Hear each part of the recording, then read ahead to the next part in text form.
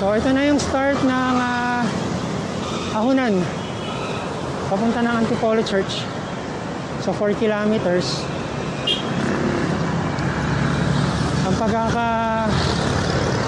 alam ko, ang max gradient nito nasa 11% yata eh.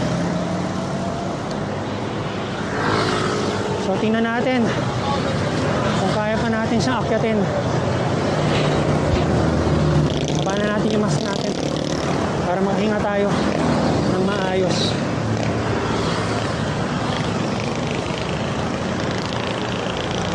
Nakakainis kasi yung gradient ng Garmin ko hanggang ngayon. Hindi gumagana.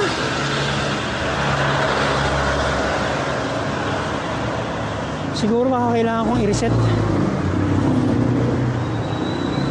para gumana. So ito yung first climb. Ang mahirap lang dito kasi maraming sasakyan na dumadaan katulad yan, no? Nasa gilid na natin. Ang liit lang yung space na binigay niya sa atin.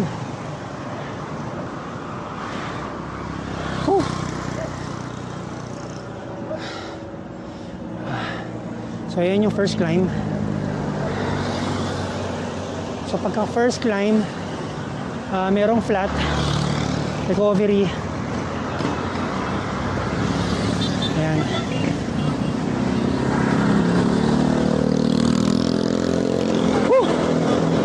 Ingit na.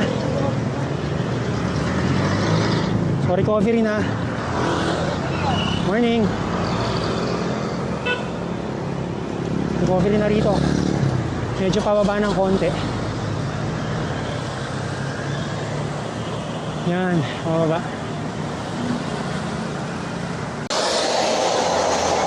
So after ng maiksing pababa, so ito na yung second climb.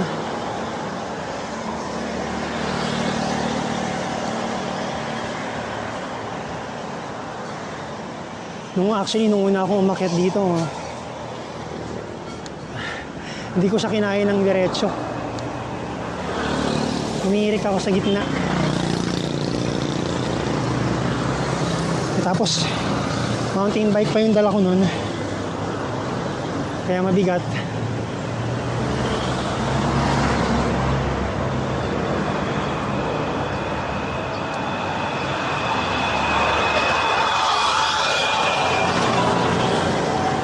So ayan, medyo kaya na yung tuktok.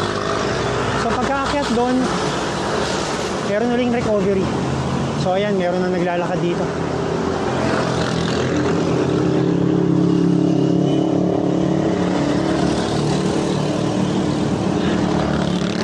Mahirap dito kasi kapag huminto ka, wala na.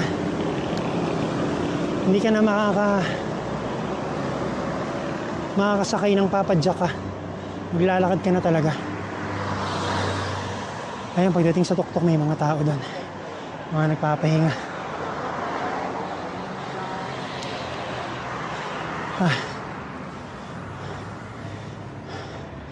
Oras ay 7:49. Buti na lang itong side na to may puno, malilim siya, so hindi mo maiinda yung init kasi nasa lilim ka.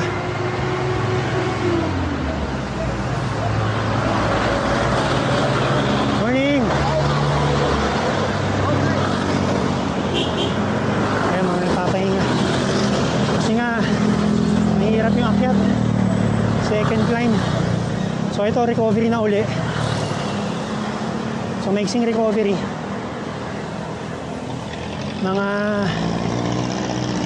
100 meters, 150 meters na recovery. Tapos ahon na uli. So ito na yung third climb. Parang mas mahaba-haba yata to. So, nasa maliit na plato na tayo. Huwag nating pilitin, huwag tayo magpakabayaan. Nasa uno na tayo, nasa dulo na.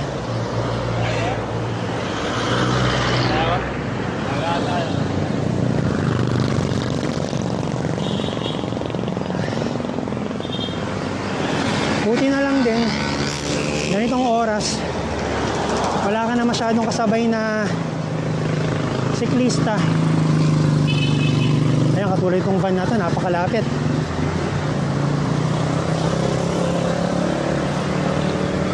So yun nga, buti nga, wala na tayong kasabay na siklista. Mas madaling pumadyak. Kasi, if marami kang kasabay, then yung nasa harap mo biglang tumigil or biglang bumagal,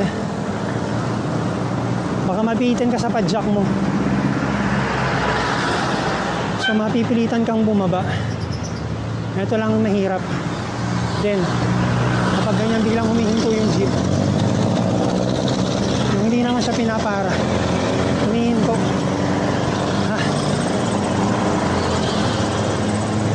So ito medyo mataas-taas na to.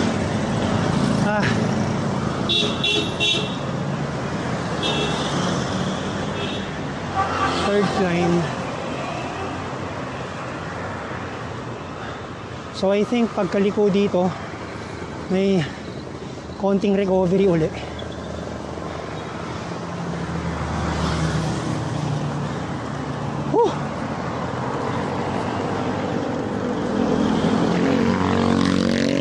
So ayan, sa Shell, yung tuktok ng third climb. So recovery.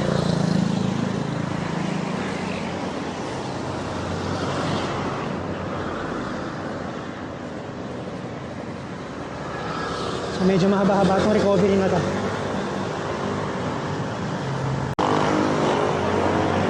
So yung fourth climb is pagpasok na ng boundary ng Antipolo. So ayan na yung arko ng tayo na sa Antipolo. Ayan na yung Antipolo. Welcome to the city of Antipolo. Ayan yung kanilang arko.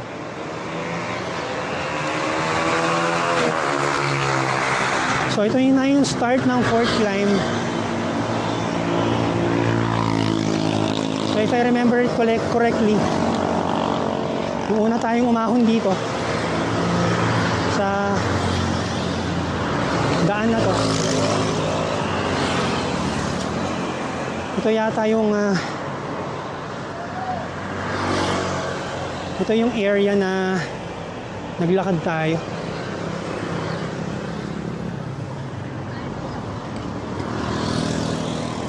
Ito na nga yun. Ito na nga yun. Yan.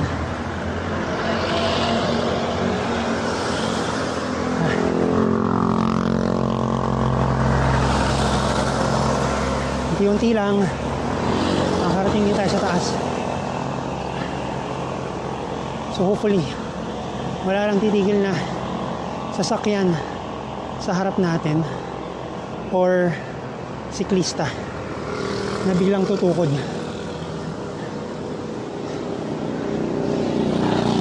Ha?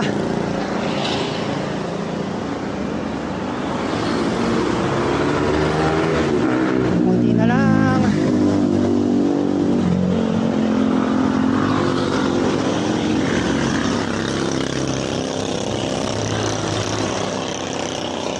Woo! Grabe. Iba talaga rito. Antipolo.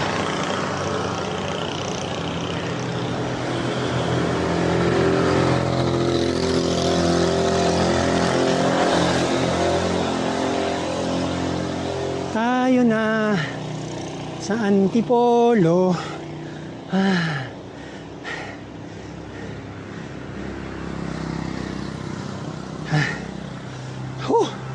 Grabe.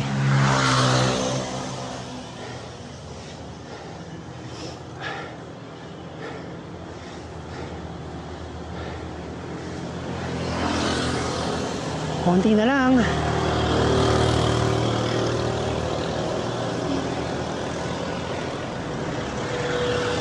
So ito na yung dulo ng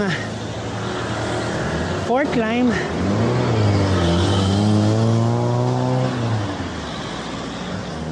Parang yun yata yung pinakamahirap na portion.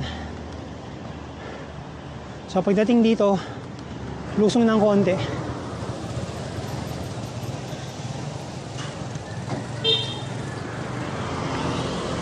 Wala ka.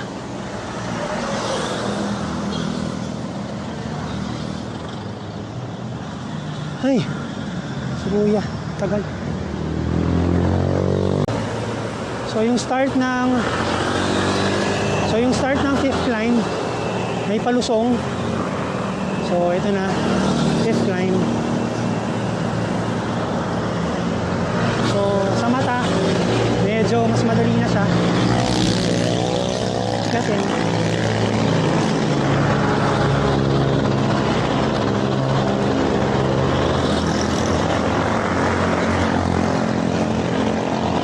so ito na yata yung last na climb sa pagkakatanda ko.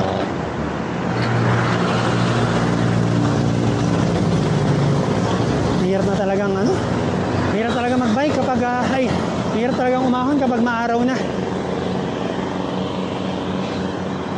Mas nakaka ng energy.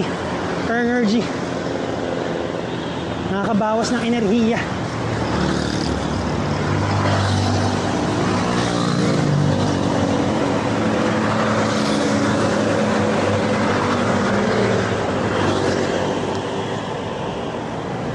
Sabay lang tayo. Medyo mabagal lang si kuya ng konti. Baka maunahan na natin to. Kasi baka mabitin tayo. Unahan na natin si kuya. Morning. Sa pagkakatanda ko, ito na yung last climb. Sana, ito na. Gusto ko na magbuko. Sana may buko doon. Whew!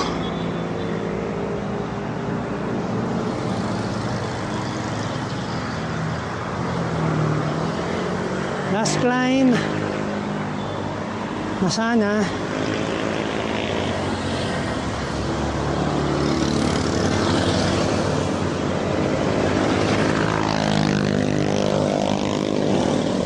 medyo sakit ng hita ko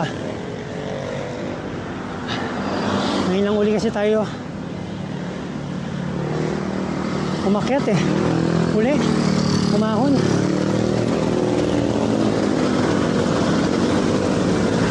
Grabe. Ayan, dami nagpapahinga rito. Meron pang isang climb. Meron pa palang isa. So after ng fifth climb, meron lang maigsi na recovery. Tapos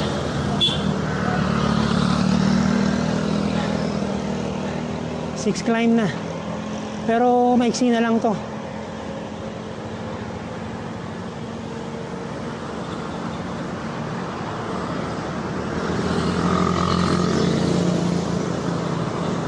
So pagligo dito sa huling ahon na to,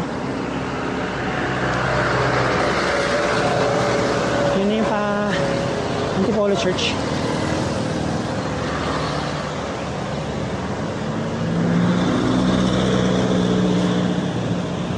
Whew!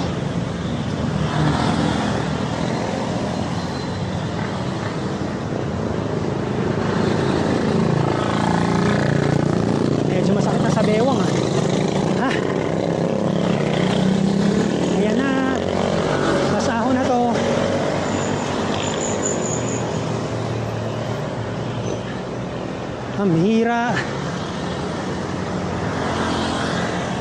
Mukhang di na natin kakayanin magbusa-busa. Umuwi na tayo magkatapos dito.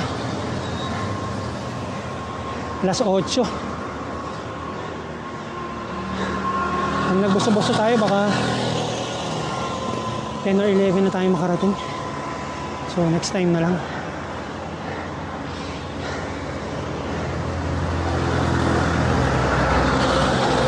So konti na lang.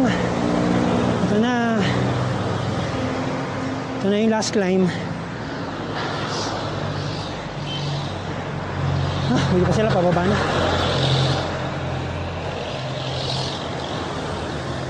Yes! Woo! Finally! Ito na siya. Ayun na, so mula sa baba 6 na climb siya.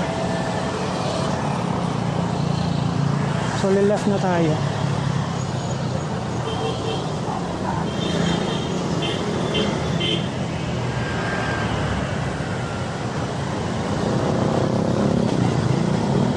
So left na tayo here, going to Antipolo Cathedral.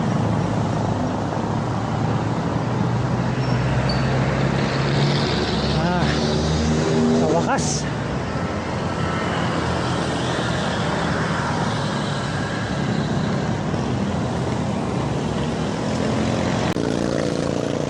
So in less than 1 kilometer, nasa Antipolo Cathedral na tayo. So dire-diretso na to.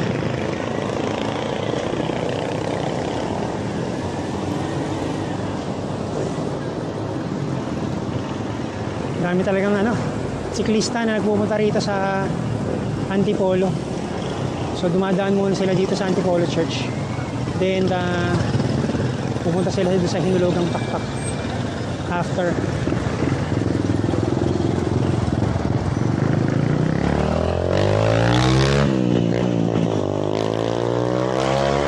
So ito na.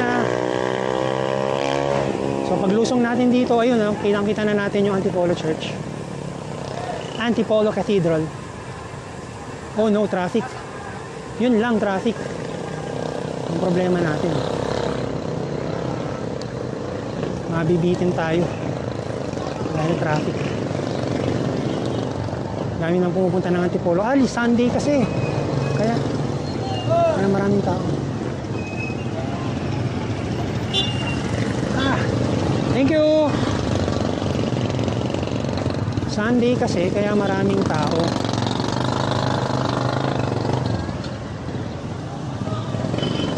Daming nakamotor, oh. Grabe.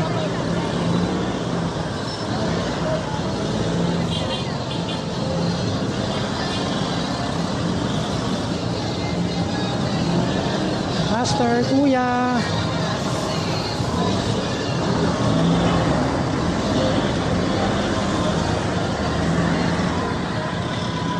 Sana tayong mabitin.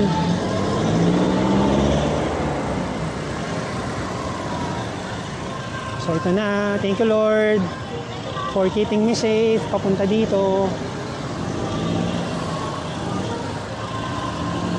Ngayon lang nabitin tayo.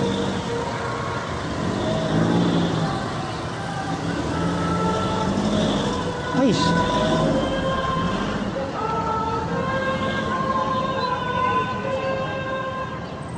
So ito na ang Antipolo Church.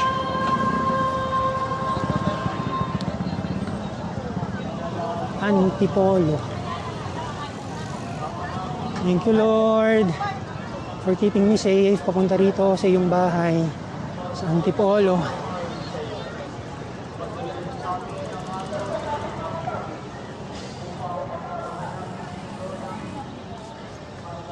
We're here. Daming tao. Ngayon lang tayo sandali.